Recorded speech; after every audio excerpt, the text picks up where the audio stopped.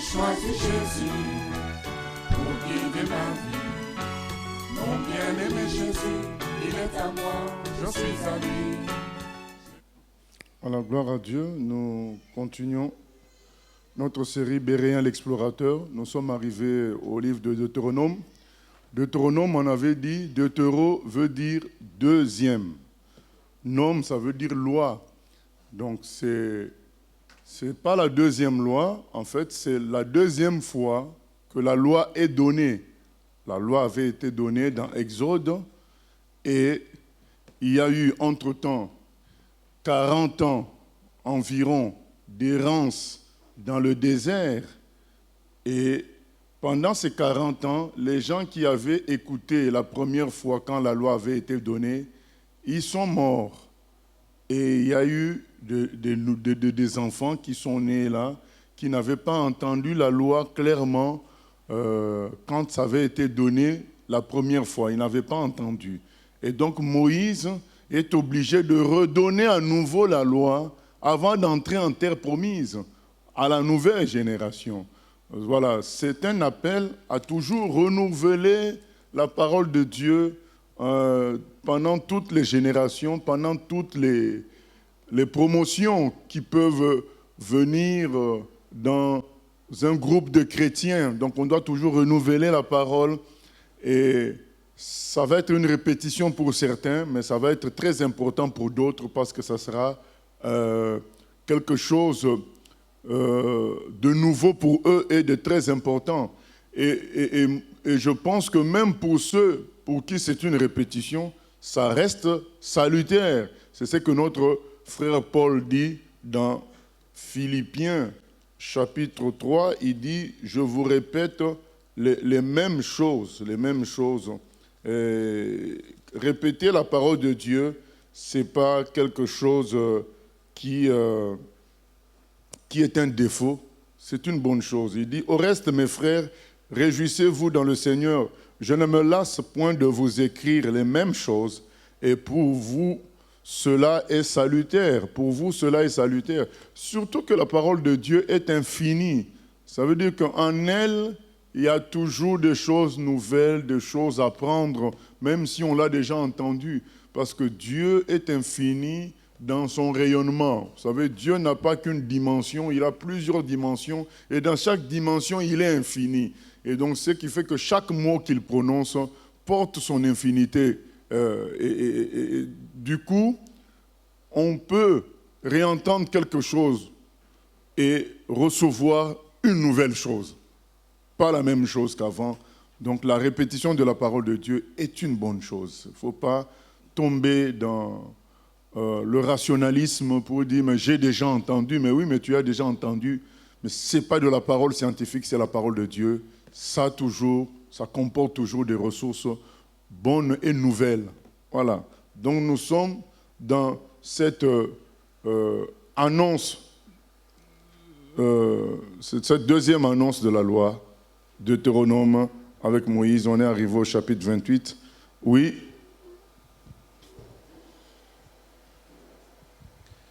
Oui, parce que par rapport au fait d'entendre la parole de Dieu plusieurs fois, donc c'est une bonne chose la répétition par rapport à ce qui est écrit. Maintenant, lorsque on entend une prophétie ou bien une vision et qu'on nous la rapporte, mais pas clairement telle que c'est écrit dans les Écritures, mais qui semble ne pas contredire la Bible, est-ce qu'on suit ou on ne suit pas? Puisqu'aujourd'hui, il y a certains qui disent qu'on doit pratiquer uniquement ce qui est écrit textuellement. Donc si ce n'est pas écrit, c'est qu'il y a un problème. Même si ça ne fait pas du mal à personne, mais si ce n'est pas écrit tel quel, on ne doit pas pratiquer. Bon, je pense que clairement tout n'est pas écrit. Quand Dieu va dire à quelqu'un d'aller en Chine, ce n'est pas écrit dans la Bible que tu dois aller en Chine évangéliser. Ça, c'est le Saint-Esprit qui va te le dire. Et quand tu vas mobiliser des gens, tu ne vas pas leur dire, mais c'est écrit dans tel verset, il faut aller en Chine. Non, c'est écrit, allez faire de toutes les nations des disciples.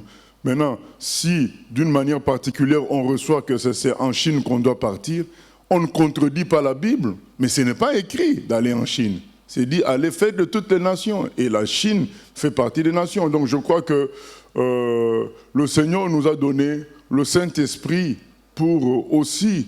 On ne doit pas négliger la réalité du Saint-Esprit. Le Saint-Esprit est là pour nous enseigner réellement.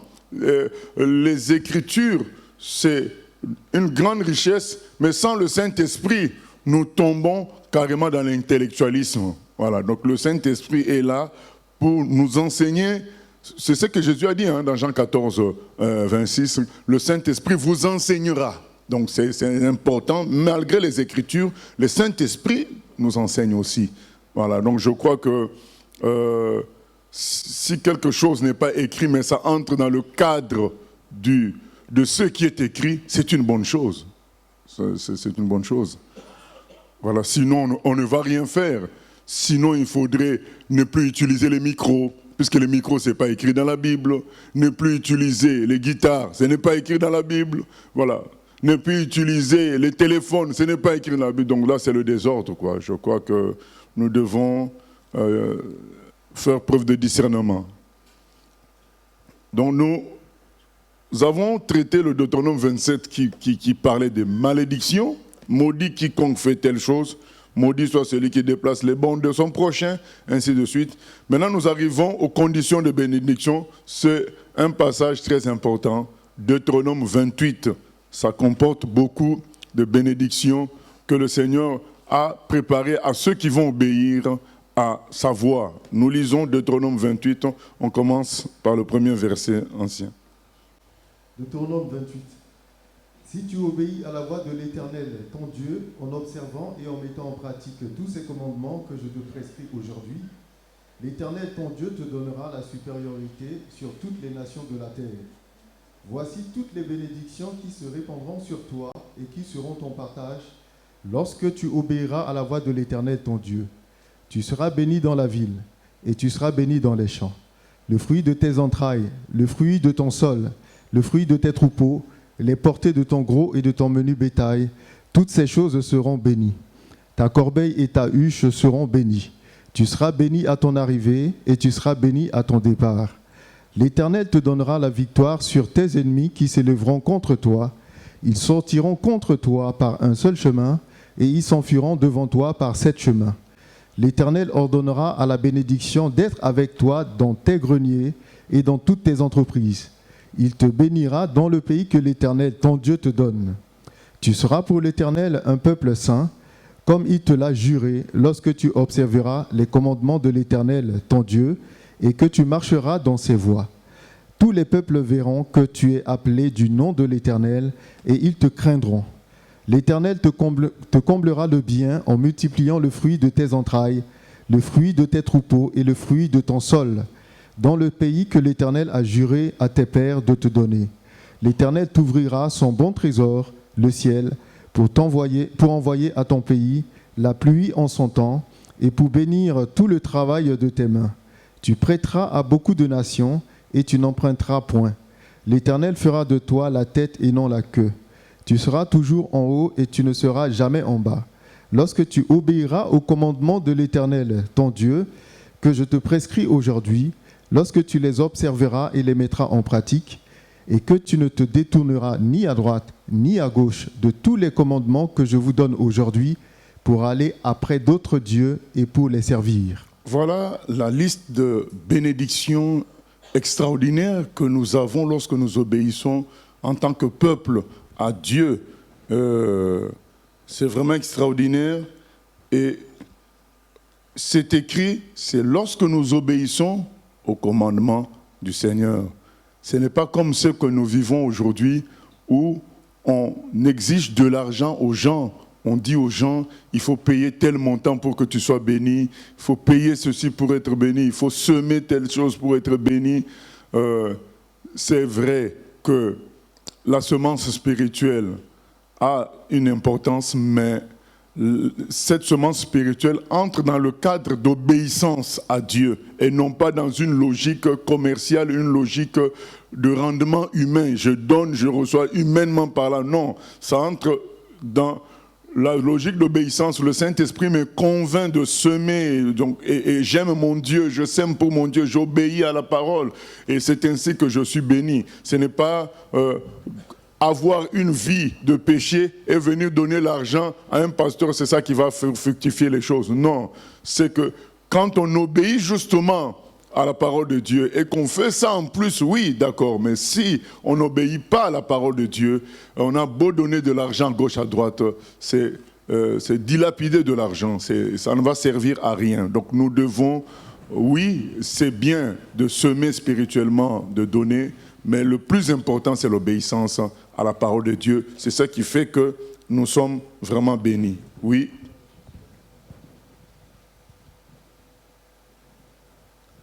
Oui, pasteur, est-ce que tu peux expliquer ou faire la différence? Parce qu'on voit notamment dans le monde les païens qui n'obéissent pas forcément à la parole de Dieu, qui font tout le contraire de ce qu'attend le Seigneur, et pourtant ils sont bénis à tous les niveaux. Même des fois dans la santé, physiquement, financièrement, à tous les niveaux ils sont bénis. Donc est-ce que ce passage-là ne s'applique qu'à ceux qui appartiennent à Dieu? Parce que ça semble être comme si Dieu faisait du favoritisme. Voilà. J'allais aussi soulever ce problème-là. Pourquoi, d'une manière concrète, nous ne voyons pas que nous sommes les premiers, par exemple, dans les finances, dans les hautes études, ainsi de suite.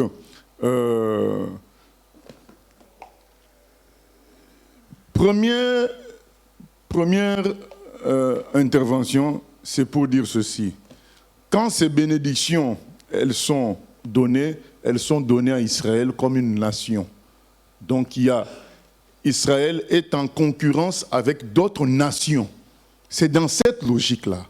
Donc Israël comme un pays et qui sera forcément en concurrence avec d'autres pays. C'est pourquoi Dieu lui dit, ben là, c'est toi qui prêteras, tu n'en prendras pas. Dans cette logique-là, il donne des bénédictions liées au fait que c'est un pays.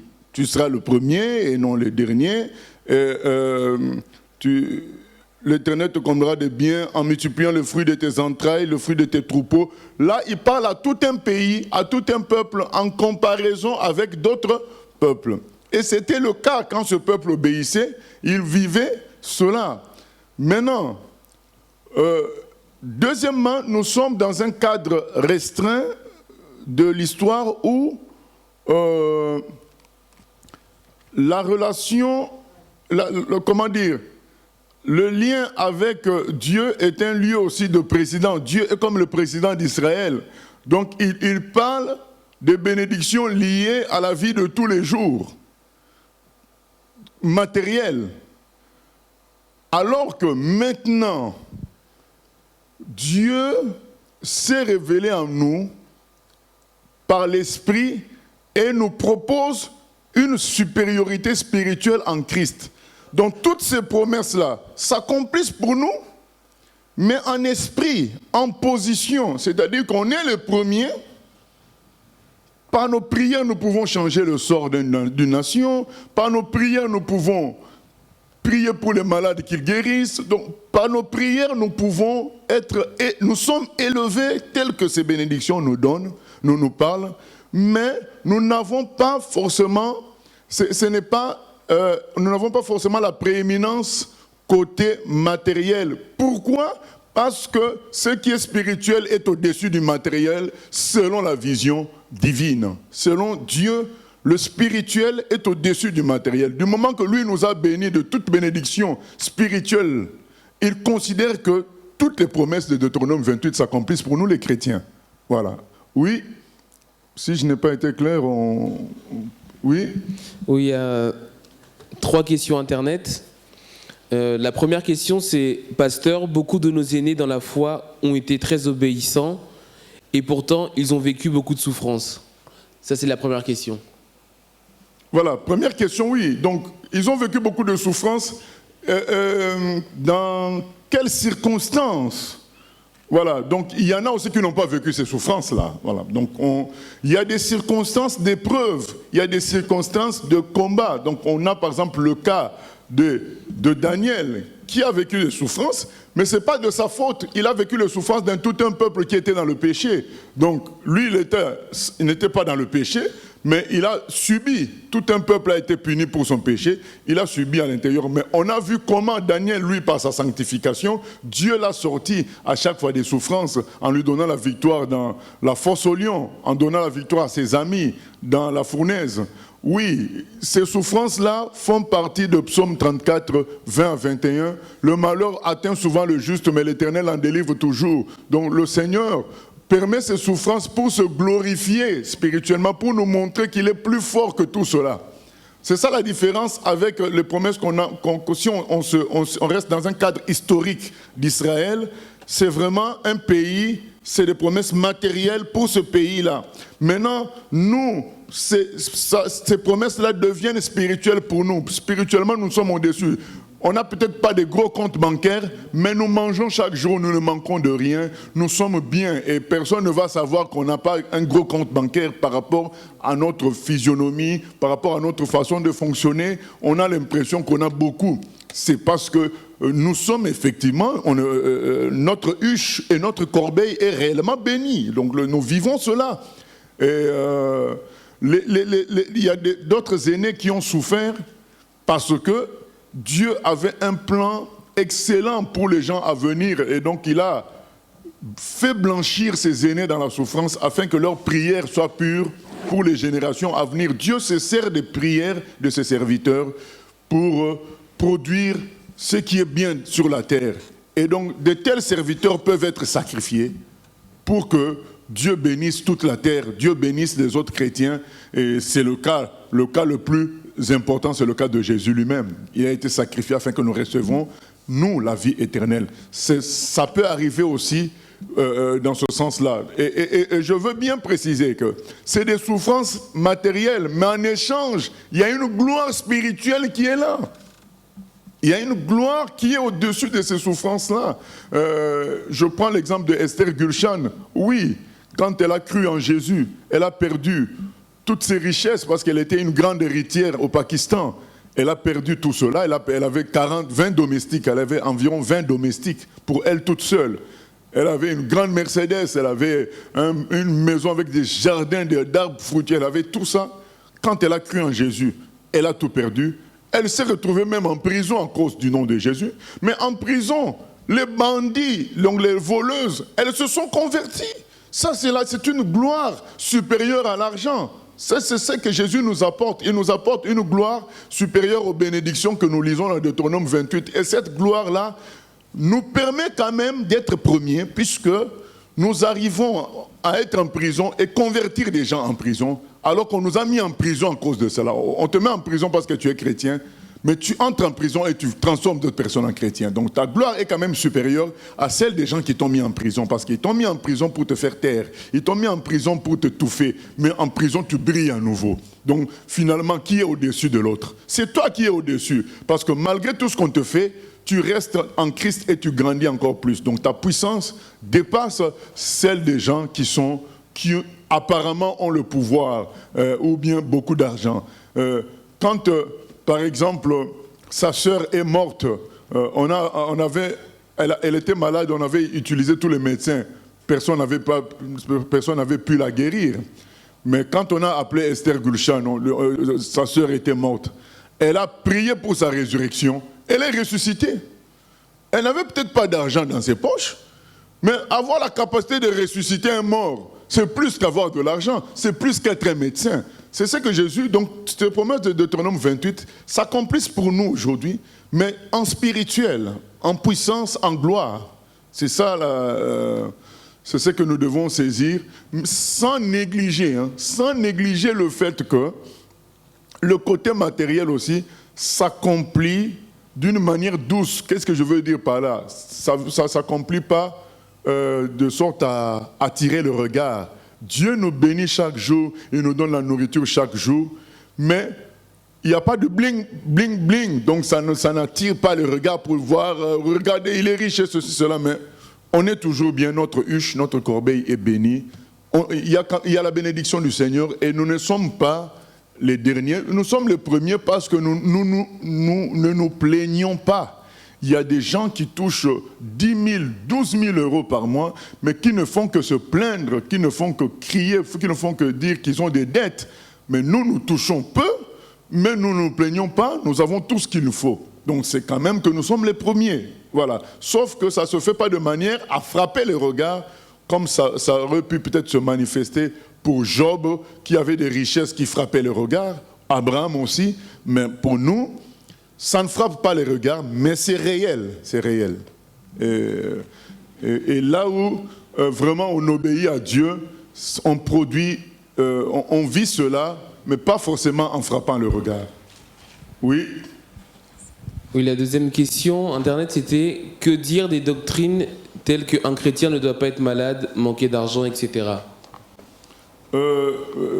Tout ça est en contradiction avec la parole de Dieu, parce que nous voyons Paul dire, je crois dans 2 Timothée 4,2, j'ai laissé Trophime malade à Milet. Donc c'est Paul qui le dit, qu'il a laissé Trophime malade à Milet. On voit dans 1 Thessaloniciens 5,23, 1 Timothée plutôt 5,23, Paul demandait à Timothée de prendre un peu de vin pour ses problèmes d'estomac. Donc 2 Timothée 4, il dit quelque part qu'il a laissé Trophime malade à Milet. Ou alors c'est 1 Timothée. Non, c'est 2 Timothée 4, 20 plutôt, j'ai dit 2, 20. Eraste est resté à Corinthe et j'ai laissé Trophime malade à Milet. J'ai laissé. Donc quand Paul est parti, il était toujours malade. Donc Paul a prié pour lui, n'a pas été guéri. Donc il était malade. On voit bien que les chrétiens peuvent tomber malades. Combien, vous savez, les miracles qu'Élisée a fait. Mais quand vous lisez la Bible, un des personnages les plus étonnants côté miracle, c'est Élisée. Mais Élisée est mort de la maladie. Donc c'est des théories inventées par les hommes. Je ne sais pas pourquoi. Est-ce que c'est pour perdre les gens, pour les culpabiliser? Comme ça, tu es malade, tu te culpabilises, tu es dans le péché forcément, ou bien tu es pas bon chrétien et tuer spirituellement les gens, c'est pas bon. Donc c'est pas biblique. Et Paul lui-même avait un problème dans sa chair. Maintenant, on ne sait pas c'était quoi ce problème, mais toujours est-il que ce problème-là n'était pas fini malgré le fait qu'il a prié 3 fois. Donc un chrétien peut tomber malade, c'est un humain. Et la troisième question, c'était qu'en est-il des païens qui obéissent à tous ces commandements sans même avoir lu la Bible? Seront-ils automatiquement bénis, vu qu'il y a des païens qui obéissent à ces lois, plus même que les chrétiens? Non, il n'y a pas de païens qui obéissent au commandement du Seigneur. En apparence, ils vont peut-être payer les impôts. En apparence, ils vont peut-être ne pas faire du mal aux voisins, mais ils ont des péchés cachés que nous ne pouvons savoir que si on s'approche d'eux. Souvent, nous jugeons les gens à distance. Le bon moyen de juger quelqu'un, c'est s'approcher des personnes. Vous savez combien de maisons nous n'avons pas en tant que prédicateurs visité, que ce soit en Afrique du Sud, au Maroc, partout où nous sommes partis, on a été appelés à aller intervenir dans une maison. Quand vous voyez la beauté de la maison, c'est comme si c'était le paradis. Mais on t'appelle à intervenir là-bas parce que ça ne va pas. Il y a des grands problèmes. C'est pas... on peut... comment dire, avoir ces choses-là en apparence, mais être dans des grands problèmes. Et ces gens-là peuvent paraître honnêtes comme ça, parce qu'on ne s'est pas approché. Il y a des gens qui donnent même de l'aide au restaurant du cœur, qui donnent, comment dire, par exemple, des gens comme certains sportifs ou certaines stars de cinéma, qui font des dons, qui paraissent bons. Mais quand vous allez vous approcher de leur femme ou bien de leur mari, vous allez entendre la version sur leur vrai comportement. Donc je ne pense pas que... La Bible est claire là-dessus. Tous ont péché et sont privés de la gloire de Dieu. Un païen ne peut pas se comporter conformément à la parole de Dieu. D'où lui viendra cette force-là? Il peut avoir une apparence de piété, oui, mais dans le fond, non. Oui, question. Oui, pasteur, j'ai 2 questions. Je voudrais revenir sur le verset 8 qu'on vient de lire du chapitre 28. L'Éternel ordonnera la bénédiction d'être avec toi dans tes greniers. Donc, sur cette partie, je voulais savoir, est-ce que le sens de ce verset est dans le sens où on sera toujours en abondance en tant que chrétien, ou est-ce que c'est plutôt dans le sens qu'on ne manquera jamais de quoi manger, comme pour la femme qui s'apprêtait à mourir avec son fils dans le Nouveau Testament? Oui, qui s'apprêtait à mourir. Oui, l'Éternel est mon berger, je ne manquerai de rien. C'est vrai, mais celui qui parle, qui donne ces bénédictions-là, c'est quelqu'un qui produit des choses visibles par des choses invisibles. Donc pour lui, quand il dit que tu es dans l'abondance, lui, il voit cette abondance. Mais c'est toi qui ne vois pas ça. Mais quand tu en as besoin, ça peut devenir visible. Donc on ne verra pas forcément cette abondance, mais lui qui promet, lui le voit. Donc nous devons nous mettre à sa place et considérer réellement que nous sommes dans cette abondance. C'est-à-dire que quand tu as besoin de quelque chose, il te le donnera. Maintenant, s'il ne te le donne pas, il y a un travail qui fait dans ta vie, qui nécessite cela. Et j'allais dire même aussi, même quand on a lu ça, j'allais dire un des problèmes c'est quoi? C'est que quand Deutéronome 28 s'accomplit, en général, qu'est-ce qui se passe? En général, l'homme a tendance à se priver de Dieu. Donc quand Dieu lui donne tout, il a tendance à prendre un autre chemin, à créer son monde sans Dieu. Parce qu'il sait bien que oui, mais Dieu me donne tout, mais en me donnant tout, il veut que j'aide le pauvre. En me donnant tout, il veut que je ne sois pas dans les excès. En me donnant tout, il veut que je le serve avec ce qu'il me donne. Alors quand tu prends tout ça, tu dis, je préfère écarter un peu Dieu, vivre ma vie. De toute façon, je peux vivre bien, j'ai tout. C'est ce qui arrive. Or, pourquoi Dieu va nous mener à notre propre perte par ses bénédictions? C'est pourquoi il nous les donne aujourd'hui, mais parfois c'est lui seul qui les voit. Nous, on le reçoit juste quand on a besoin réellement, pour éviter qu'on s'éloigne de Dieu, parce que c'est la pire de malédiction, l'éloignement de Dieu. Et beaucoup se sont éloignés de Dieu à cause de l'argent, à cause de tout ça. Mais regardons comment l'Église est corrompue, l'Église visible. Hein. Quand je dis l'Église, ce n'est pas l'Église véritable du Seigneur, c'est l'Église visible et corrompue aujourd'hui. Tous ces pasteurs qui ne parlent que de l'argent, tous les systèmes chrétiens, comment ça fonctionne? Qu'avec l'argent, on fait des demandes de fonds. Tout est argent. Pourquoi? Parce que les gens, quand ils ont été bénis, ils ont voulu conserver cette bénédiction et ils ont négligé Dieu. En négligeant Dieu, Dieu ne donne plus. Qu'est-ce qu'ils font? Maintenant, eux-mêmes, ils commencent à demander d'une manière humaine. C'est ce qui se passe. Donc, aujourd'hui, ces promesses s'accomplissent. Sauf que c'est Dieu qui les voit toutes. Nous, on ne les voit pas forcément, mais elles sont là. Et notre frère Paul nous en parle dans 2 Corinthiens 6. Nous allons lire le discours de notre frère Paul dans 2 Corinthiens 6.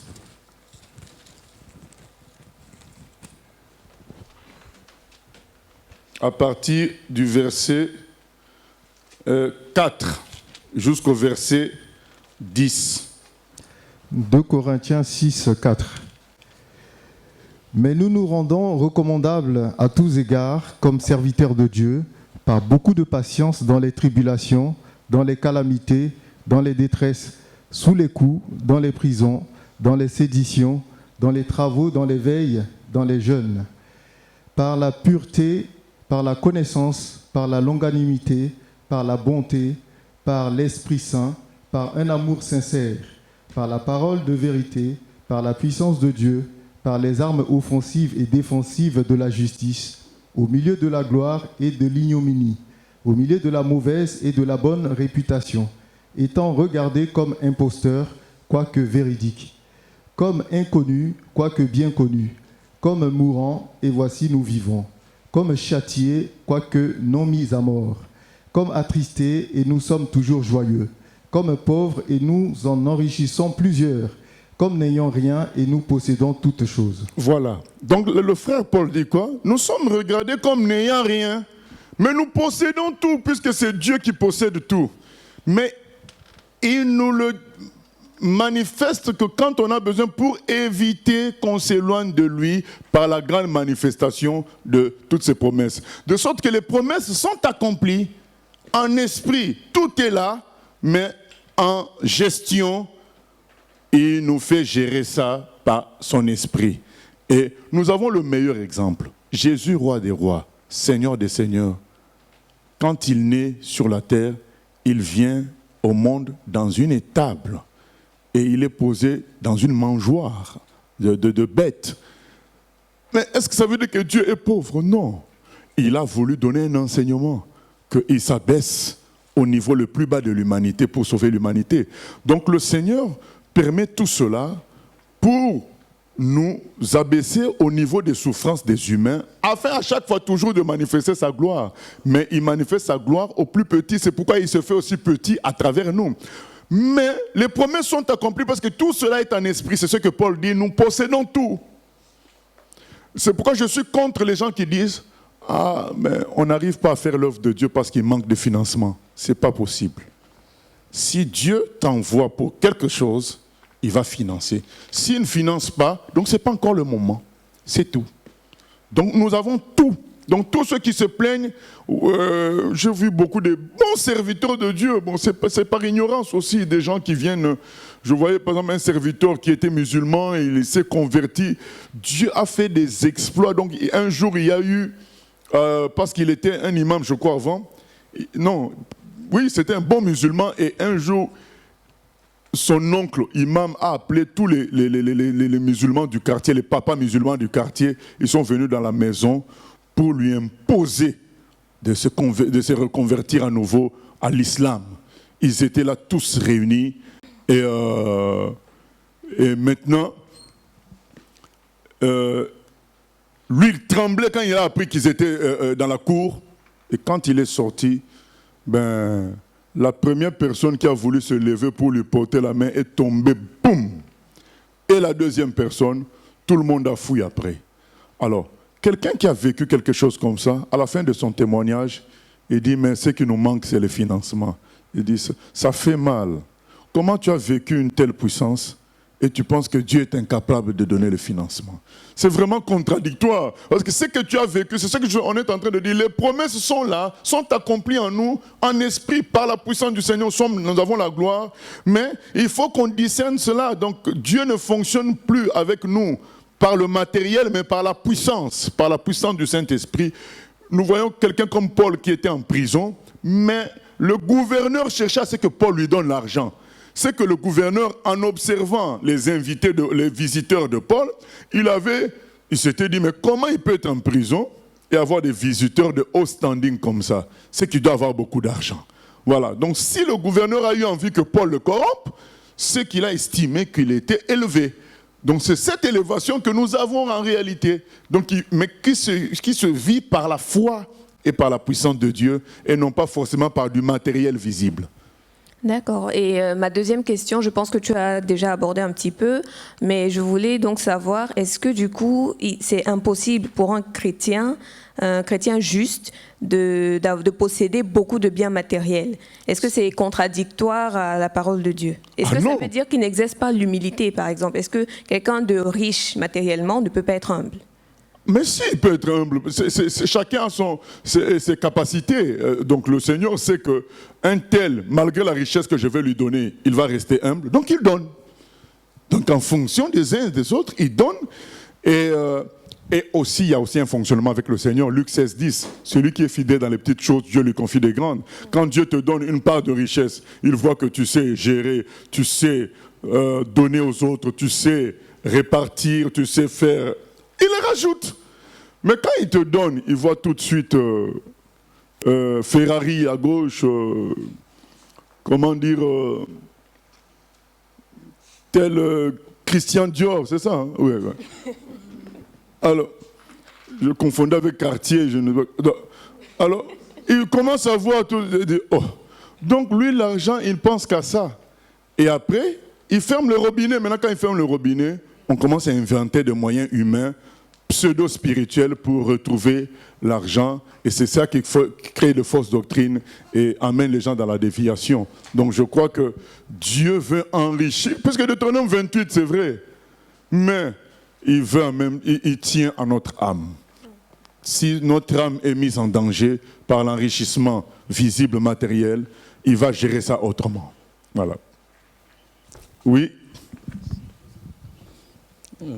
Pasteur, je voudrais avoir ton avis par rapport à une question que j'ai traitée avec un bien-aimé.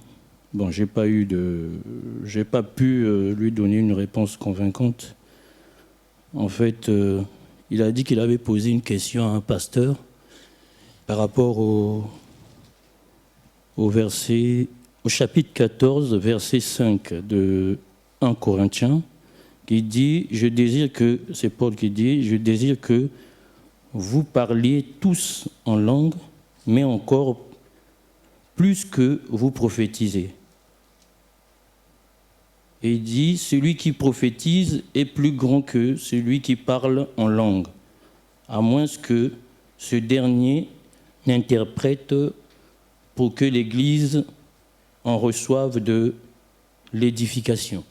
Donc il a posé la question et le pasteur lui a emmené dans ce verset pour lui dire que tout le monde devait désirer parler en langue, mais prier en langue, on pouvait, s'attendre au Saint-Esprit. C'est comme s'il y avait deux dons différents. Donc, on avait lu d'abord. Maintenant, la question, c'est quoi? La question, c'est est-ce qu'il y a une différence entre parler en langue et prier en langue?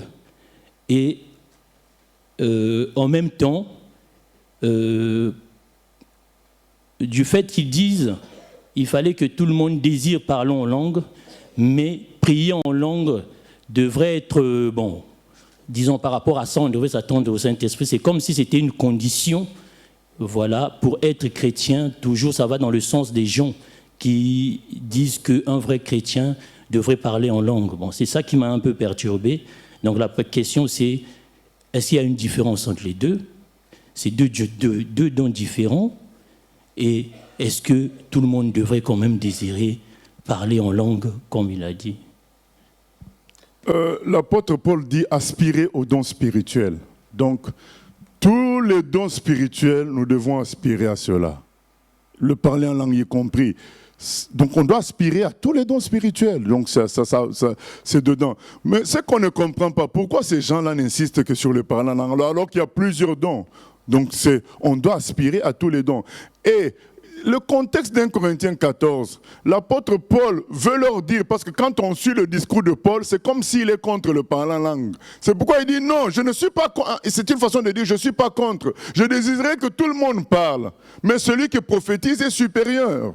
Donc les gens ne lisent même pas le contexte. Donc en réalité, c'est comme Moïse a dit, je désirais que tout le monde prophétise parmi le peuple de Dieu. Mais ce n'est pas tout le monde qui prophétise parmi le peuple de Dieu. C'est une façon de dire, ça ne me gêne pas que tout le monde prophétise. Quand on est venu voir Moïse pour lui dire, mais il y a des gens qui prophétisent là-bas. Moïse a dit, vous croyez que moi je vais être jaloux? Je désirais que tout le monde prophétise. Mais est-ce que tout le monde dans le temps de Moïse prophétisait? Non. Il a voulu dire, ça ne me gêne pas que tout le monde prophétise. Paul a voulu dire, ça ne me gêne pas que tout le monde parle la langue. Mais attention, il faut l'interprétation. Donc voilà, j'en profite donc pour te donner la différence, puisque c'est dans le texte même que tu as lu, le parler en langue doit être suivi d'interprétation. Le parler en langue est une prophétie dite en une langue qu'on ne comprend pas, il faut que quelqu'un l'interprète. S'il n'y a pas d'interprétation, la personne est appelée à se taire. La prière en langue, c'est prier à Dieu lui-même, donc ça ne vise personne d'autre. C'est entre toi et Dieu. Alors que le parler, c'est une prophétie, mais en langue inconnue. Et là, il faut une interprétation. S'il n'y a pas d'interprétation, on se tait. Mais ce que je veux dire, trêve de distraction. Ce qui est important, c'est Jésus.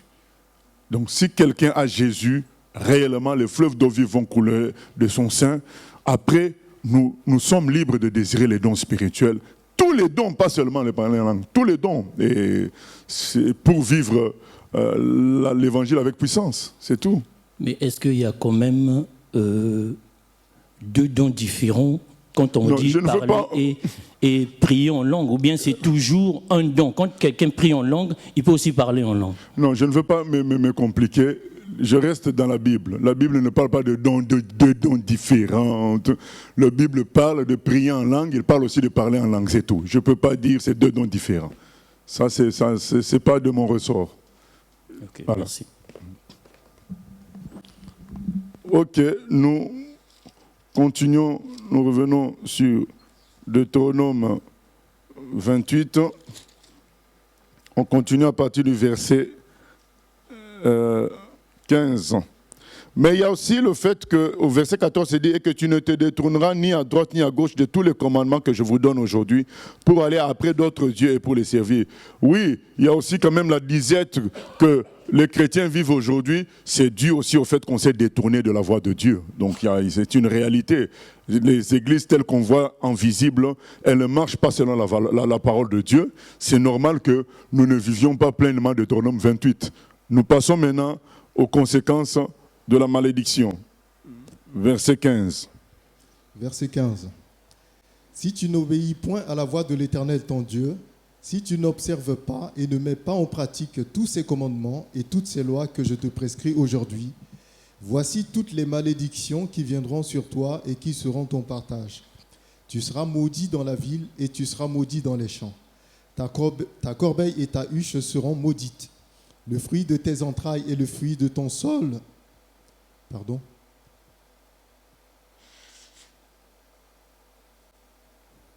Le fruit de tes entrailles, le fruit de ton sol, les portées de ton gros et de ton menu bétail, toutes ces choses seront maudites. Tu seras maudit à ton arrivée et tu seras maudit à ton départ. L'Éternel enverra contre toi la malédiction, le trouble et la menace au milieu de toutes les entreprises que tu feras, jusqu'à ce que tu sois détruit, jusqu'à ce que tu périsses promptement à cause de la méchanceté de tes actions qui t'aura porté à m'abandonner. L'Éternel attachera à toi la peste jusqu'à ce qu'elle te consume dans le pays dont tu vas entrer en possession. L'Éternel te frappera de langueur, de fièvre, d'inflammation, de chaleur brûlante, de dessèchement, de jaunisse et de gangrène, qui te poursuivront jusqu'à ce que tu périsses. Le ciel sur ta tête sera d'airain, et la terre sous toi sera de fer. L'Éternel enverra pour pluie à ton pays de la poussière et de la poudre. Il en descendra du ciel sur toi jusqu'à ce que tu sois détruit. L'Éternel te fera battre par tes ennemis. Tu sortiras contre eux par un seul chemin, et tu t'enfuiras devant eux par 7 chemins. Et tu seras un objet d'effroi pour tous les royaumes de la terre. Ton cadavre sera la pâture de tous les oiseaux du ciel et des bêtes de la terre, et il n'y aura personne pour les troubler. L'Éternel te frappera de l'ulcère, d'Égypte, d'hémorroïdes, de gale et de teigne, dont tu ne pourras guérir. L'Éternel te frappera de délire, d'aveuglement, d'égarement d'esprit. Et tu tâtonneras en plein midi comme l'aveugle dans l'obscurité. Tu n'auras point de succès dans tes entreprises, et tu seras tous les jours opprimé, dépouillé, et il n'y aura personne pour venir à ton secours. Tu auras une fiancée, et un autre homme couchera avec elle. Tu bâtiras une maison, et tu ne l'habiteras pas. Tu planteras une vigne, et tu n'en jouiras pas. Ton bœuf sera égorgé sous tes yeux, et tu n'en mangeras pas. Ton âne sera enlevé devant toi, et on ne te le rendra pas. Tes brebis seront données à tes ennemis, et il n'y aura personne pour venir à ton secours. Tes fils et tes filles seront livrés à un autre peuple. Tes yeux le verront et languiront tout le jour après eux, et ta main sera sans force. Un peuple que tu n'auras point connu mangera le fruit de ton sol et tout le produit de ton travail, et tu seras tous les jours opprimé et écrasé. Le spectacle que tu auras sous les yeux te jettera dans le délire. L'Éternel te frappera aux genoux et aux cuisses d'un ulcère malin dont tu ne pourras guérir. Il te frappera depuis la plante du pied jusqu'au sommet de la tête. L'Éternel te fera marcher, toi et ton roi, que tu auras établi sur toi, vers une nation que tu n'auras point connue, ni toi ni tes pères. Et là, tu serviras d'autres dieux, du bois et de la pierre, et tu seras un sujet d'étonnement, de sarcasme et de raillerie parmi les peuples chez qui l'Éternel te mènera. Tu transporteras sur ton champ beaucoup de semences et tu feras une faible récolte, car les sauterelles la dévoreront. Tu planteras des vignes et tu les cultiveras, et tu ne boiras pas de vin et tu ne feras pas de récolte, car les vers la mangeront. Tu auras des oliviers dans toute l'étendue de ton pays, et tu ne toindras pas d'huile, car tes huiles tomberont. Tu engendreras des fils et des filles, et ils ne seront pas à toi, car ils iront en captivité. Les insectes prendront possession de tous les arbres et du fruit de ton sol. L'étranger qui sera au milieu de toi s'élèvera toujours plus au-dessus de toi, et toi, tu descendras toujours plus bas. Il te prêtera, et tu ne lui prêteras pas. Il sera la tête, et tu seras la queue. Toutes ces malédictions viendront sur toi, elles te poursuivront et seront ton partage jusqu'à ce que tu sois détruit. Parce que tu n'auras pas obéi à la voix de l'Éternel, ton Dieu, parce que tu n'auras pas observé ses commandements et ses lois qu'il te prescrit. Elles seront à jamais pour toi et pour tes descendants, comme des signes et des prodiges, pour n'avoir pas, au milieu de l'abondance de toutes choses, servi l'Éternel, ton Dieu, avec joie et de bon cœur. Tu serviras au milieu de la faim, de la soif, de la nudité et de la disette de toutes choses, tes ennemis que l'Éternel enverra contre toi. Il mettra un joug de fer sur ton cou jusqu'à ce qu'il t'ait détruit. Voilà les malédictions qui allaient suivre son peuple lorsqu'il n'allait pas obéir. Et je pense que les lecteurs de la Bible ont reconnu beaucoup de malédictions par rapport à la vie d'Israël, les épisodes qu'ont vécu les enfants d'Israël, les sauterelles, il y a plein de malédictions qui sont citées ici, les invasions, les défaites pendant les guerres, les déportations, tout ça est cité là. Et je pense que je comprends Josias. Vous vous souvenez dans 2 Rois chapitre 22, Josias, on découvre les Écritures dans le temple, et on vient lire les Écritures devant le roi. Le roi, il prend son vêtement, il déchire, parce qu'il se rend compte qu'ils sont sous la malédiction, parce que quand ils ont lu tout ça, il a compris qu'ils étaient sous la malédiction, qu'ils avaient désobéi à Dieu. Et donc il a ordonné la purification du pays. Donc quand on lit le livre de Josias, on comprend, quand il est tombé, je crois certainement sur ce passage-là, il a réalisé qu'ils étaient sous la malédiction, que tout ce qui leur arrivait, c'était parce qu'ils s'étaient mal comportés. Et on peut voir aussi à peu près ce qui se passe parmi les chrétiens, c'est ce qui se passe. L'Église visible est vraiment sortie de la volonté de Dieu. Nous voyons aujourd'hui des pasteurs prêcher avec je dis même pasteurs, des prétendus pasteurs prêcher avec un serpent à côté, faire boire de l'essence aux gens. Vraiment, c'est la désolation, c'est la désolation. Les choses prennent une tournure, même chez les païens, ça serait inadmissible. Mais ça se fait au milieu des enfants de Dieu parce qu'on a négligé Dieu. On suit les humains, on suit les pasteurs au lieu de suivre la volonté de Dieu, de suivre la vérité. Et on voit les conséquences. Et ce Deutéronome 28 est vraiment explicite. Et les chrétiens sont devenus des mendiants de bénédiction, alors que la bénédiction devait couler avec nous. Et ce n'est pas normal. Oui, question ? Oui, il y avait une question Internet. Une internaute demandait une précision. Elle voulait savoir, quand on parle de fruits des entrailles, on parle bien de descendants, enfants, petits-enfants, etc. Oui, c'est les enfants. Hein. Oui. Nous continuons, verset 49. Verset 49. L'Éternel fera partir de loin, des extrémités de la terre, une nation qui fondra sur toi d'un vol d'aigle, une nation dont tu ne comprendras point la langue, une nation au visage farouche et qui n'aura ni respect pour le vieillard, ni pitié pour l'enfant. Elle mangera le fruit de tes troupeaux et le fruit de ton sol, jusqu'à ce que tu sois détruit. Elle ne te laissera ni blé, ni mou, ni huile, ni portée de ton gros et de ton menu bétail, jusqu'à ce qu'elle t'ait fait périr. Elle t'assiégera dans toutes tes portes, jusqu'à ce que tes murailles tombent. Ces hautes et fortes murailles sur lesquelles tu auras placé ta confiance dans toute l'étendue de ton pays. Elle t'assiégera dans toutes tes portes, dans tout le pays que l'Éternel, ton Dieu, te donne. Au milieu de l'angoisse et de la détresse, où te réduira ton ennemi, tu mangeras le fruit de tes entrailles, la chair de tes fils et de tes filles, que l'Éternel, ton Dieu, t'aura donné. L'homme d'entre vous le plus délicat et le plus habitué à la mollesse aura un œil sans pitié pour son frère, pour la femme qui repose sur son sein, pour ceux de ses enfants qu'il a épargnés. Il ne donnera à aucun d'eux de la chair de ses enfants dont il fait la nourriture, parce qu'il ne lui reste plus rien au milieu de l'angoisse et de la détresse où te réduira ton ennemi dans toutes tes portes. La femme d'entre vous, la plus délicate et la plus habituée à la mollesse, qui par mollesse et par délicatesse n'essayait pas de poser à terre la plante de son pied, aura un œil sans pitié pour le mari qui repose sur son sein, pour son fils et pour sa fille. Elle ne leur donnera rien de l'arrière-fait sorti d'entre ses pieds et des enfants qu'elle mettra au monde, car manquant de tout, elle en fera secrètement sa nourriture au milieu de l'angoisse et de la détresse, où te réduira ton ennemi dans tes portes. Si tu n'observes pas et ne mets pas en pratique toutes les paroles de cette loi, écrites dans ce livre, si tu ne crains pas ce nom glorieux et redoutable de l'Éternel ton Dieu, l'Éternel te frappera miraculeusement, toi et ta postérité, par des plaies grandes et de longue durée, par des maladies graves et opiniâtres.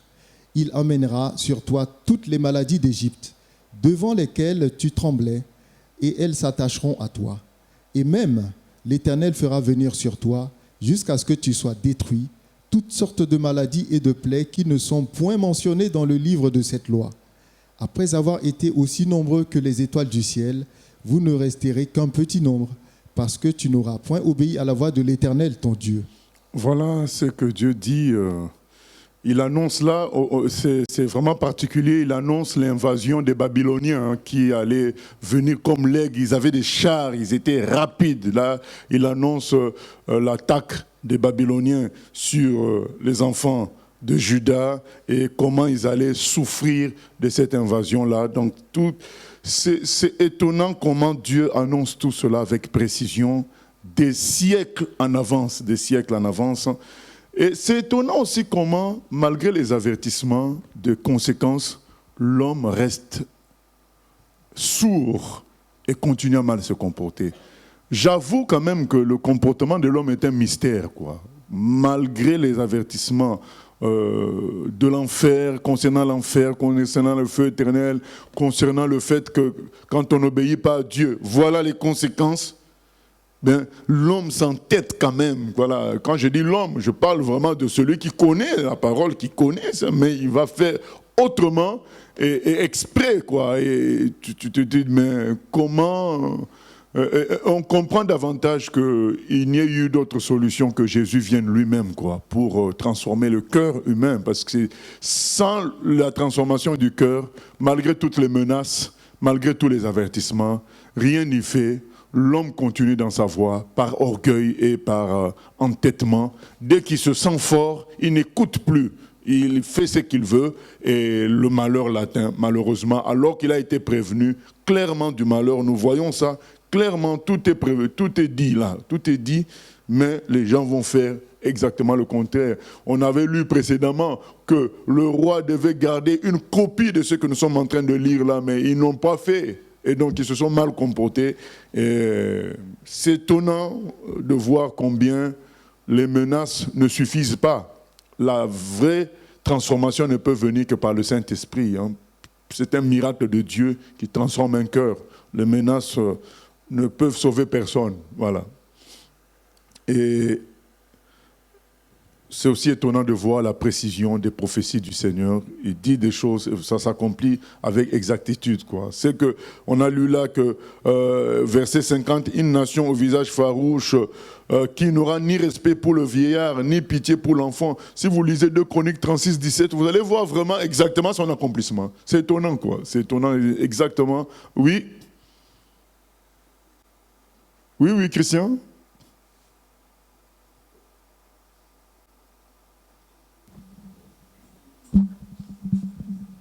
Oui, question Internet. Pasteur, est-ce parce que Dieu ne vient pas toujours de manière à frapper les regards que certaines personnes négligent Dieu? Oui, ça fait partie de cela. Ça fait partie de le fait qu'il soit invisible. On le néglige. Maintenant, est-ce que s'il était visible, ça aurait changé grand-chose? Non, parce que il était visible pour Adam. Adam, dès qu'il a eu un temps d'invisibilité de Dieu, il a fait ce qu'il voulait. Donc, ça voudrait dire que si Dieu était visible, c'est comme quand il y a une voiture de police qui est derrière nous, donc on respecte la vitesse. Voilà. Donc il faudrait mettre une voiture de police derrière chaque personne pour que... Ça va faire combien de voitures de police? Donc ça va faire que les policiers devraient être le même nombre que le reste des humains, quoi. Voilà. C'est impossible. Donc si ça ne marche pas, donc il faut que l'homme change de l'intérieur. Et si Dieu exerçait sa puissance par le visible, ça ne va pas changer le cœur de l'homme. Il va faire les choses par crainte, parce qu'il voit l'acteur du jugement devant lui. Donc il va faire semblant. Ça va être de l'hypocrisie. C'est pourquoi Dieu est invisible, pour que les gens fassent les choses par le cœur, par une transformation intérieure. Donc la visibilité n'aurait pas arrangé les choses. Au contraire, on a commencé par la visibilité dans le jardin d'Éden. Dieu a compris a décidé que c'était maintenant par la foi que les choses devraient se faire, par le changement intérieur et non par la visibilité, parce que la visibilité a amené à l'échec d'Adam. Oui.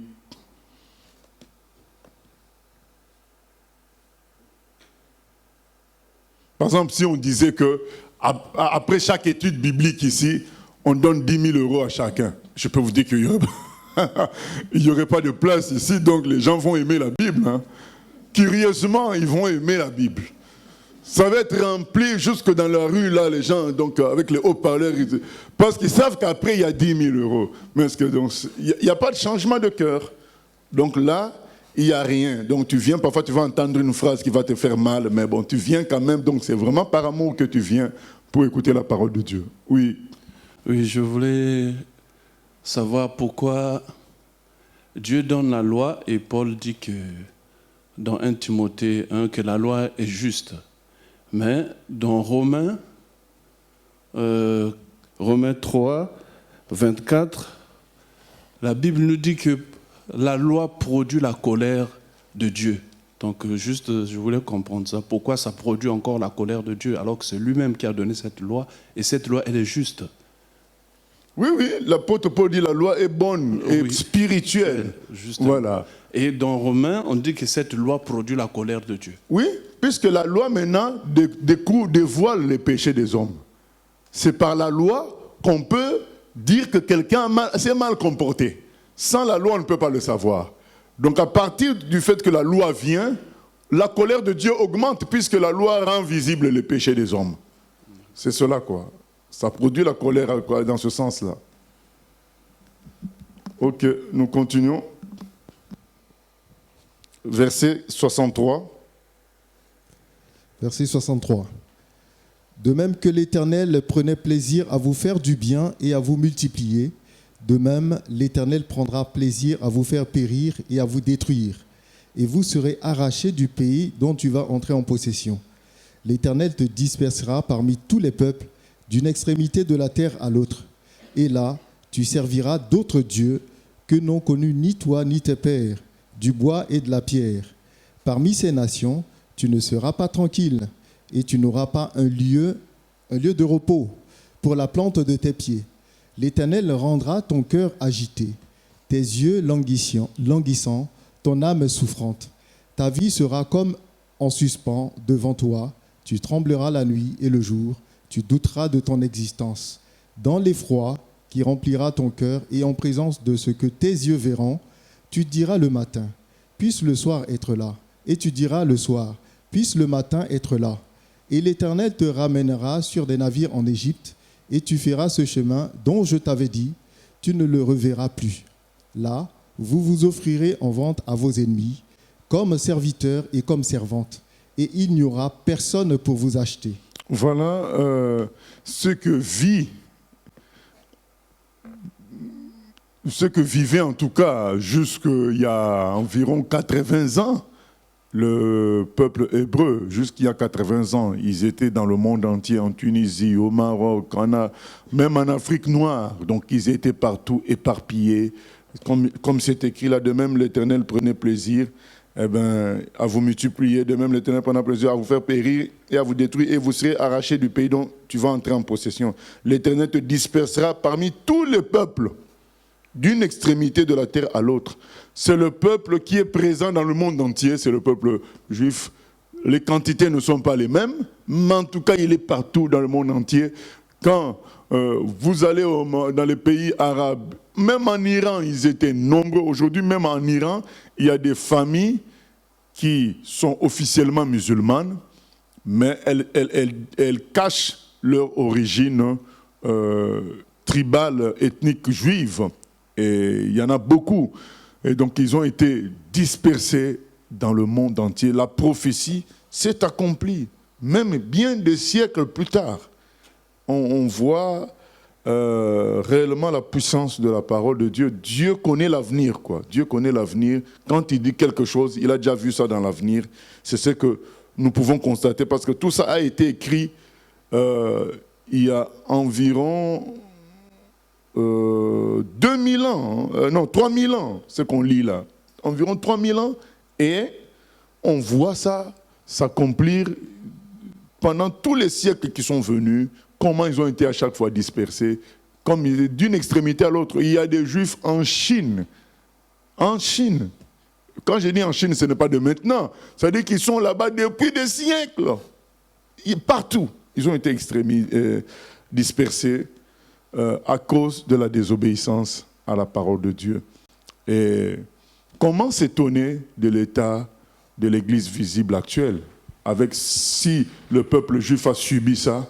Comment s'étonner que nous, on subisse ce qu'on vit aujourd'hui dans l'Église visible, le désordre total. Voilà.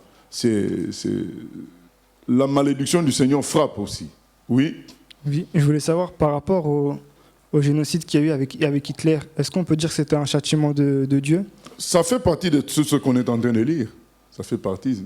Tu seras exterminé, hein, c'est écrit, hein. L'Éternel prendra plaisir à vous faire périr et à vous détruire. C'est écrit. Ça fait partie de tout ça. D'accord. En fait, ça m'est venu parce que dans les versets, c'était marqué « Il viendra sur vous comme un vol d'aigle ». Ça, c'est les Chaldéens. Ah, d'accord. Parce qu'à l'époque, les trucs d'Hitler, il y avait son emblème, c'était un aigle aussi. Eux aussi, voilà. Donc, tu nous confirmes. Oui, il y a aussi ça. Hein. Donc, voilà, l'emblème, c'était aussi l'aigle, Hitler. Donc, les prophéties du Seigneur se répètent dans toute l'histoire. Et donc, la désobéissance est dangereuse. Hein? Surtout la désobéissance, express, où, voilà, tu choisis, quoi. Ce n'est pas la faiblesse, mais tu choisis de faire quelque chose, tu choisis ton chemin, quoi. C'est pas bon. Ce qui se passe dans l'Église témoigne de cela. Oui, Christian? Oui, il y a une internaute qui s'interroge, qui demande, enfin, qui ne comprend pas comment ça se fait qu'il y a des chrétiens qui donnent toute leur vie au Seigneur et qui cherchent à vivre selon toutes les prescriptions, mais malheureusement, ces personnes continuent à vivre toujours dans la misère. Elle a l'impression qu'en observant certains chrétiens, que les choses ne changent pas, quoi, que ces chrétiens restent dans la misère. Ah bon, moi, j'en ai pas vu. Hein. Donc, après, on parlera avec l'internaute pour qu'il nous montre ces chrétiens-là. Mais dans mon expérience, les vrais chrétiens ne sont pas dans la misère. Ils sont bien. Maintenant, il peut y avoir des persécutions dans certains endroits où on enferme les chrétiens en prison à cause de leur foi, où on sépare les familles en Chine, autrefois, en Roumanie, en Russie. Aujourd'hui, peut-être dans les pays musulmans, les chrétiens pâtissent de la persécution. Ça n'a rien à voir avec la misère dont il est question là. Je n'ai pas vu de véritables chrétiens dans la misère. Comme notre frère David le dit, j'ai été jeune, j'ai vieilli, je n'ai pas vu la postérité, le juste mendiant son pain, ni sa postérité manquer quoi que ce soit. Donc je crois que c'est la démonstration que nous sommes dans le faux christianisme, nous sommes dans la fausse relation avec Dieu. C'est pourquoi nous subissons toutes ces choses-là. Il faut faire la différence entre le fait d'aller régulièrement dans l'église et être vrai chrétien. On peut aller régulièrement dans les églises et ne pas être vrai chrétien parce qu'on fait sa propre volonté et non pas celle de Dieu dans sa vie. Le vrai chrétien, c'est celui qui fait la volonté de Dieu. Donc, un chrétien peut être correct dans le sens où il ne pêche pas visiblement, mais dans sa vie de tous les jours, il ne fait pas la volonté de Dieu. Il prend des chemins qui sont propres à lui. Il prend des directions qui sont décidées par lui-même et non pas des directions décidées par Dieu. Et ça, pour savoir ça, il faut s'approcher des gens. Oui. Oui, pasteur, je voulais revenir rapidement sur la prophétie liée aux Juifs. Est-ce que c'est de là que résulte l'antisémitisme qu'on vit aujourd'hui?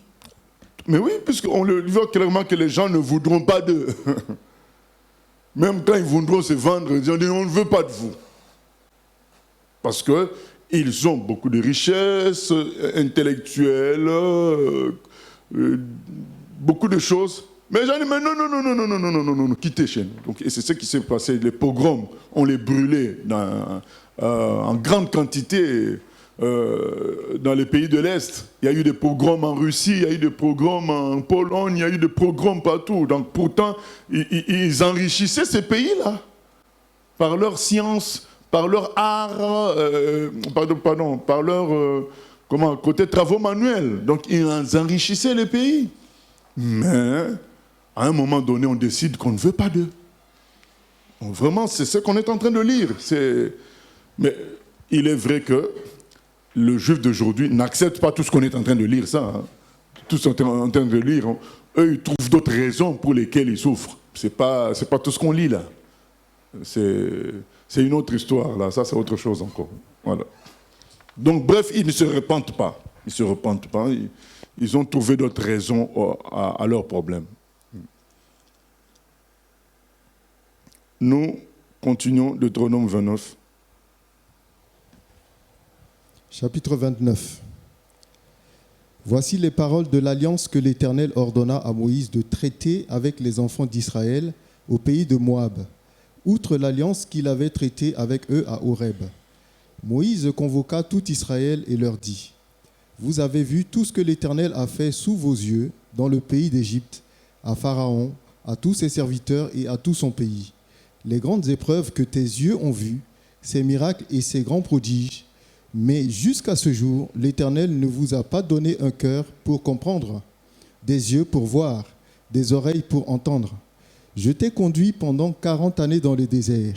Tes vêtements ne se sont point usés sur toi, et ton soulier ne s'est point usé à ton pied. Vous n'avez point mangé de pain, et vous n'avez bu ni vin ni liqueur forte, afin que vous connaissiez que je suis l'Éternel votre Dieu. Vous êtes arrivés dans ce lieu, Sion, roi de Hesbon, et Og, roi de Basan, sont sortis à notre rencontre pour nous combattre, et nous les avons battus.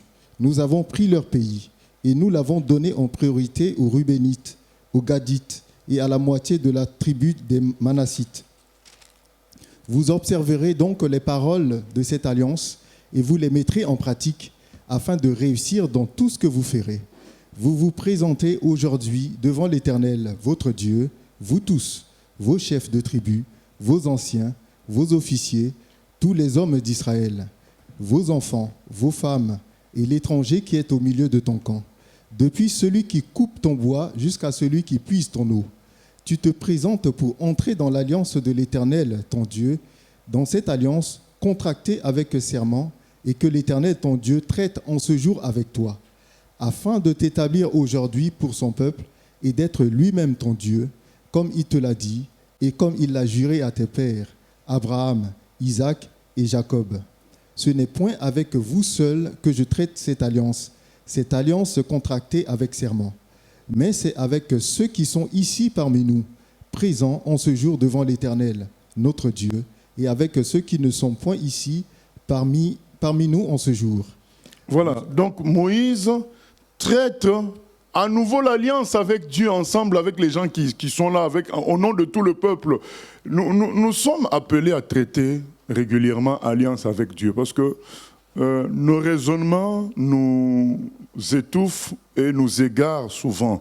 Et régulièrement, le Seigneur va nous ramener à relire sa parole et à nous demander de faire un choix. On veut continuer avec ça ou pas? C'est ce que Moïse fait là. Pourtant, Israël avait déjà traité l'alliance avec Dieu. Mais comme les gens ont oublié la parole, Moïse fait le résumé de la parole, le résumé de leur expédition dans le désert. Il fait le résumé, maintenant il dit, alors on fait quoi? On traite à nouveau l'alliance ou pas? On traite l'alliance. Donc il y a des mises au point que nous devons faire régulièrement avec Dieu. Donc à un moment donné, tu relis la parole, tu dis, je fais quoi? Je continue avec ou je m'arrête là? Donc on est appelé à ça. Parce que nos raisonnements, souvent, nous égarent petit à petit et on se retrouve déjà un peu loin. Et Dieu va nous ramener encore ses Écritures, sa parole pour nous dire, tu veux quoi? Tu veux continuer avec les Écritures ou bien avec autre chose? Souvent, c'est ce qu'il fait avec nous, c'est ce que Moïse est en train de faire là. Et il leur rappelle les exploits que Dieu a fait pour les sortir d'Égypte. Et il dit, mais jusqu'à ce jour, l'Éternel, verset 4, ça peut être mal compris ce verset-là, c'est pourquoi je le reprends. Mais jusqu'à ce jour, l'Éternel ne vous a pas donné un cœur pour comprendre, des yeux pour voir, des oreilles pour entendre. Ça ne veut pas dire que Dieu empêche les enfants d'Israël de comprendre. Non, ça veut dire tout simplement que dans la compréhension des choses avec Dieu, ça marche par escalier. C'est-à-dire, si tu refuses d'accepter la première marche, tu n'accèdes pas au suivant.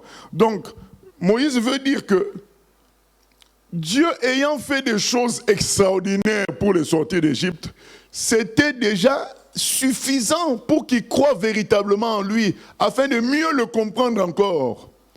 Mais comme ils n'ont pas franchi cette marche-là de la simplicité des miracles de Dieu pour saisir qui il est et se donner à lui entièrement, eh bien, ils n'arrivent pas non plus à comprendre la suite. C'est ça qu'il faut comprendre.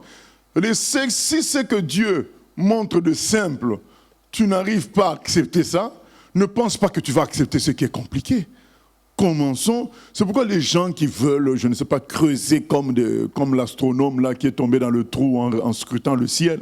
Donc ils creusent la parole, ils prennent 5 Bibles, versions différentes. Et finalement, après 8 ans de théologie, ils finissent homosexuels. Donc ils ont voulu traiter les choses par leurs propres efforts, chercher je ne sais quoi. Mais commence d'abord par aimer ton prochain comme toi-même. Déjà, ça c'est simple à comprendre. Tu aimeras ton prochain comme toi-même. Applique ça, tu ne veux pas pratiquer ça, tu veux chercher. Mais les Grecs, là, dans Chronique, là, oh. Toi, est-ce que tu as des Grecs autour de toi? Applique ce qui est simple. Enfants, obéissez à vos parents. Applique ça. Ça, c'est clair. Donc, avec Dieu, c'est comme ça que ça se passe. Si tu n'appliques pas ce qui est simple, ce qui est clair, et tu veux comprendre ce qui est compliqué, tu ne vas rien comprendre. Il ne te donnera pas le cœur à comprendre ces choses-là. Il ne te donnera pas ça, parce que c'est lui qui ouvre l'esprit. Il ne t'ouvrira pas l'esprit. Ça restera flou pour toi. Nous devons appliquer d'abord ce qui est simple et clair. C'est comme ça qu'on peut aller plus loin avec le Seigneur. Et beaucoup sont dans la confusion à cause de ça. Ils n'appliquent pas ce qui est simple. Et du coup, quand ils lisent le reste de la Bible, ils ne comprennent pas. Parce que Dieu les a laissés aux premières marches de l'escalier. Donc, c'est comme ça qu'il faut comprendre ce passage-là. Donc, pour conclure, chacun de nous est appelé à dire à Dieu, est-ce qu'il est d'accord avec les Écritures et il veut fonctionner avec le Dieu qui se présente là ou pas. Donc nous sommes appelés à lire la parole et à nous positionner. Voilà ce que on va dire pour conclure, et on conclut avec l'ancien Christian pour la question. Oui, Pasteur Moshe, il y avait 2 questions Internet qui n'avaient rien à voir avec l'étude, concernant 2 passages bibliques. Donc le premier, je lis dans 2 Thessaloniciens 2, versets 10 à 12, il est dit, même verset 9, « L'apparition de cet impie se fera par la puissance de Satan, avec toutes sortes de miracles, de signes et de prodiges mensongers, et avec toutes les séductions de l'iniquité pour ceux qui périssent, parce qu'ils n'ont pas reçu l'amour de la vérité pour être sauvés. » Donc maintenant, la personne qui voulait savoir, quand on parle de personnes qui n'ont pas reçu l'amour de la vérité pour être sauvées, à qui est-ce qu'on fait allusion? Est-ce qu'on fait allusion aux chrétiens ou est-ce qu'on fait allusion aux païens? On fait allusion à tout le monde. Il y a aussi des chrétiens qui sont délivrés, des gens qui sont officiellement chrétiens, mais qui ne veulent pas de la vérité du Seigneur. Ils sont là, mais ils ne veulent pas vraiment de la vérité. Et vraiment, l'internaute nous a aidés, parce que là, ce passage-là qui vient de donner correspond à ce qu'on vient de lire dans Deutéronome. Donc Dieu ne vous a pas donné le cœur à comprendre. Ça ne veut pas dire que Dieu refuse que les gens comprennent, mais ceux qui devaient comprendre de simple, ils n'ont pas compris, ils n'ont pas voulu de la vérité, ils n'ont pas reçu l'amour de la vérité, ils n'en veulent pas, ils ont leur propre construction dans leur tête, ils n'ont pas l'amour de la vérité. Ce n'est pas que Dieu leur refuse ça, c'est qu'ils n'ont pas l'amour pour ça, et Dieu leur ferme la porte pour les autres vérités, de sorte qu'ils restent maintenant dans les ténèbres. C'est vraiment ce passage-là nous aide, ça appuie ce qu'on a lu dans Deutéronome. Donc soyons simples avec le Seigneur. Il nous appelle dans les simples choses, il ne nous appelle pas dans les choses compliquées. Deutéronome 29 nous dit quoi? Ah bon, on n'est pas encore arrivé à ça, on est plus dans Deutéronome 20. On lit ça par anticipation. Ce qui est caché est pour Dieu, et ce qui est révélé est pour vous et vos enfants, afin que vous mettiez en pratique ce qui est écrit.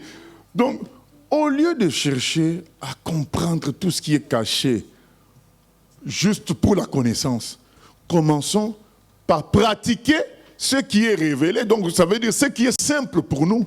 Commençons par pratiquer ce qui est simple pour nous, d'où nous montrons dans la révélation. Nous ne cherchons pas, alors qu'on ne pratique même pas ce qui est simple, à perdre notre temps dans tout ce qui est caché pour Dieu, qui est réservé. On fait des choses compliquées. On fait des débats sur des choses compliquées au lieu de pratiquer déjà ce qui est clair. Et comme on raconte l'anecdote, au 7e siècle, les débats dans le milieu chrétien, c'était quel était le sexe des anges. Et pendant qu'ils passaient leur temps dans ce genre de débat-là, l'islam se propageait tranquillement à grande vitesse. Donc non, que personne ne nous entraîne dans des débats qui nous font perdre du temps, alors qu'il y a des âmes à sauver, il y a des gens qui doivent connaître Jésus pour aller au ciel. Par exemple, est-ce que le voleur à la croix, il a parlé en langue? Donc on va commencer à discuter sur le parler en langue du matin au soir, alors que le voleur à la croix, il est parti au paradis, il est en train de manger des gros raisins sans pépins. Toi, tu es en train de galérer ici à parler en langue. Est-ce que ceci, est-ce que c'est les Chinois ou bien non? Soyons simples. Faisons avancer le royaume de Dieu, sauvons les âmes. Le Saint-Esprit est souverain. S'il veut faire parler en langue quelqu'un, il va le faire. Il est tout puissant, il n'a pas besoin de nous. Quand il a fait parler Pierre, Pierre ne l'a pas demandé. Donc c'est lui-même qui a agi sur lui. Et voilà. Soyons simples dans notre fonctionnement avec le Seigneur et nous verrons que nos yeux s'ouvriront sur de grandes choses. Parce qu'il est écrit, celui qui est fidèle dans les petites choses, Dieu lui confie des grandes. Le système de se troubler par des choses complexes et compliquées, ce n'est pas la voie de Dieu, c'est la voie du diable, c'est la voie de l'égarement. C'est pourquoi Dieu leur envoie justement la puissance de l'égarement. Restons simples. Et nous allons prier pour dire au Seigneur... Il y avait une seconde question. Ah, oui. La seconde question, c'est dans Jean 3, 34, où il est dit « Car celui que Dieu a envoyé dit les paroles de Dieu. » Il lui a donné l'esprit sans mesure. Voilà, donc maintenant la personne posait la question... Jésus avait reçu l'Esprit sans mesure, qu'en est-il de nous? Est-ce que nous aussi nous avons reçu l'Esprit sans mesure ou est-ce que nous avons reçu un esprit avec mesure?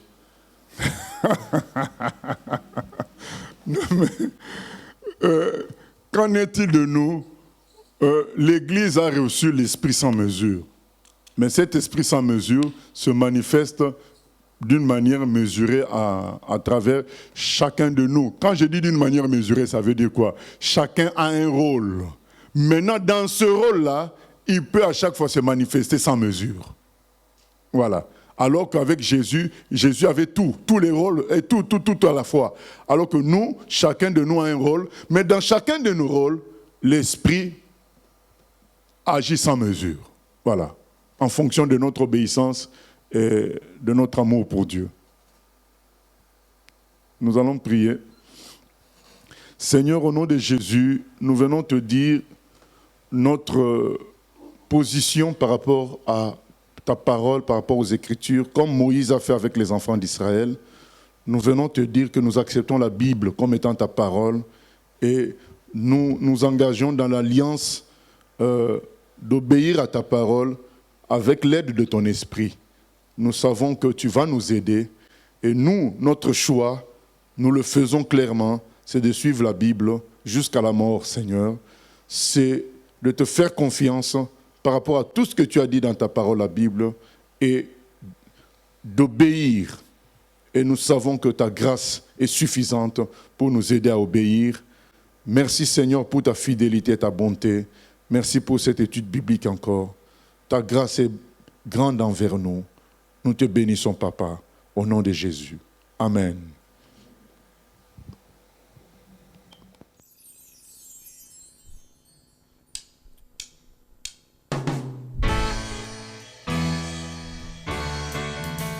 J'ai choisi Jésus pour guider ma vie. Mon bien-aimé Jésus, il est à moi, je suis à lui. J'ai choisi Jésus pour guider ma vie. Mon bien-aimé Jésus, il est à moi, je suis à lui. J'ai choisi Jésus pour guider ma vie.